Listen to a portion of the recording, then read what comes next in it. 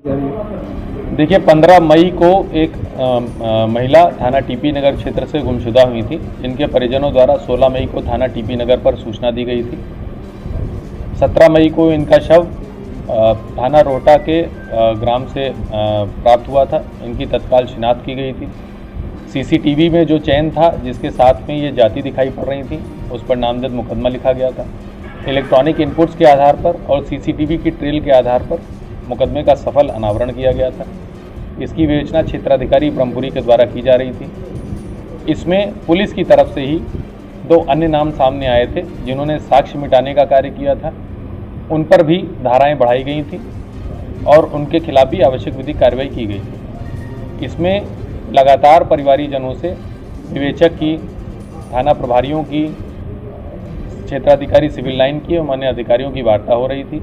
इनके द्वारा जो भी बिंदु उठाए गए थे उसका संतोषजनक समाधान किया गया था, परंतु कुछ अराजनीतिक तत्वों द्वारा, कुछ अवैधानिक तत्वों के द्वारा इनको भड़काया जा रहा था। इसको अनावश्यक एक कुत्सित प्रयास किया जा रहा था, इसको एक अलग कलर देने का। उसमें से कुछ लोगों के द्वारा कल ये कहा गया था कि इनके द्वारा एक ज्ञापन दिया जाएगा कमिश्नरी पार्क पर बैठकर, जिसकी लोकतांत्रिक मूल्यों के अनुसार अनुमान्यता दी गई थी। परंतु आज जब ये सभी लोग कमिश्नरी पार्क पर आए तो उसमें से कुछ जो अराजक तत्व थे उनके द्वारा इनको बहला फुसलाकर कलेक्ट्रेट के गेट के सामने रोड पर बिठाकर जाम लगवाया गया। पुलिस अधीक्षक ट्रैफिक, पुलिस अधीक्षक देहात, क्षेत्राधिकारी सिविल लाइन, एडीएम सिटी, क्षेत्राधिकारी ब्रह्मपुरी जो कि इस मामले की विवेचक हैं, सभी लोगों के द्वारा इनको भरसक समझाने का प्रयास किया गया। मैं आपको ये भी बता दूं कि कल जब क्षेत्राधिकारी ब्रह्मपुरी उनके घर गई थी, उनके परिवारीजनों द्वारा ये कहा गया था कि हम विवेचनात्मक कार्रवाई से पूर्णतः संतुष्ट हैं, जिसके वीडियो साक्ष्य हमारे पास मौजूद हैं। परंतु कुछ अराजक तत्व, जिसमें से 5 की पहचान हमारे द्वारा की गई है, जिसमें से एक अन्य जनपद से जिला बदर का बताया जाता है। एक व्यक्ति पर इसमें पूर्व में राष्ट्रीय सुरक्षा अधिनियम के तहत भी कार्रवाई हो चुकी है। एक व्यक्ति के ऊपर नोएडा जनपद में भी मुकदमा है। ऐसे लोग जो जनपद के बाहर से आए हुए थे, जिनका इस मामले से कोई लेना देना नहीं था। कई लोगों से जब ये वार्ता की गई तो उनको ये भी नहीं पता था कि प्रकरण क्या है। इसमें एक व्यक्ति जिसका नाम दिग्विजय सिंह भाटी बताया जा रहा है, उसके बारे में आपराधिक रिकॉर्ड हम लोग खोज रहे हैं। ये अमरोहा जनपद से जिला बदर बताया जा रहा है। इसके द्वारा लोगों को भड़काया गया।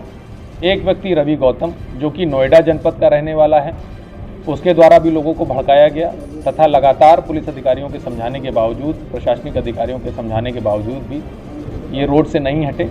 बहुत देर हो जाने के उपरांत इनको वहाँ से हटाया गया है। इस प्रकरण में सुसंगत धाराओं में मुकदमा पंजीकृत किया जाएगा एवं आवश्यक विधिक कार्रवाई की जाएगी। सर, बताया जा रहा है कि इन्हें लालच दिया गया था कि तुम्हारे लाइसेंस बनवा देंगे। जी, ऐसी चीज़ें हमारे पास ऑडियो रिकॉर्डिंग भी उपलब्ध हैं, जिसमें लड़की के भाई को कुछ लोगों के द्वारा ये प्रलोभन दिया गया था। कई प्रकार के प्रलोभन दिए गए थे, लाइसेंस से लेकर अन्य प्रकार के प्रलोभन दिए गए थे। उस प्रकरण की भी जांच की जा रही है। हमारी जो जनपदीय सर्विलांस सेल है उसको भी लगाया गया है। ऐसे जितने भी लोग होंगे जो इसको अनावश्यक एक अराजकता का माहौल बनाने का प्रयत्न कर रहे थे, उन सभी के विरुद्ध आवश्यक कार्रवाई। कितने लोगों को हिरासत में लिया गया? किस तरीके से जब ये आप बात इन्होंने मानी नहीं तो किस तरीके से पुलिस को हटाना पड़ा इनको, और कितने लोगों को हिरासत में लिया गया? अभी 5 लोगों को हिरासत में लिया गया है और जो न्यूनतम आवश्यक बल प्रयोग है वो किया गया है।